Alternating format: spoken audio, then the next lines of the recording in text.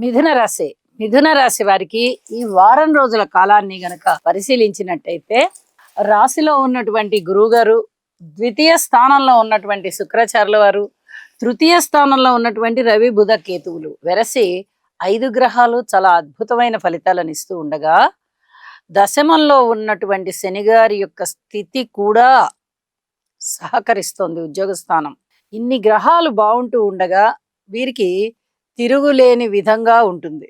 ముఖ్యంగా రాశిలో ఉన్నటువంటి గురువు గారు చేసే అద్భుతాలు చాలా ఉంటాయి. కీర్తి ప్రతిష్టలు ఇస్తారు, ధనాన్ని ఇస్తారు, సంతానాన్ని ఇస్తారు, అలాగే భార్యాభర్తల మధ్య అన్యోన్యతనిస్తారు. వివాహం కాని వారికి వివాహం జరుగుతుంది.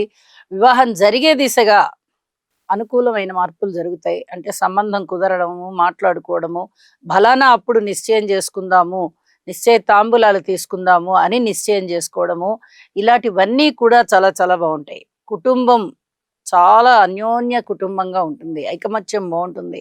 సంపదలు పెరుగుతాయి, ఆదాయ మార్గాలు పెరుగుతాయి, పేరు ప్రతిష్టలు పెరుగుతాయి. అలాగే అన్నదమ్ముల సహాయ సహకారాలు పెరుగుతాయి. ఇప్పటి వరకు కోర్టు కేసులు ఏవైనా ఉంటే వాటిని వదిలిపెట్టండి.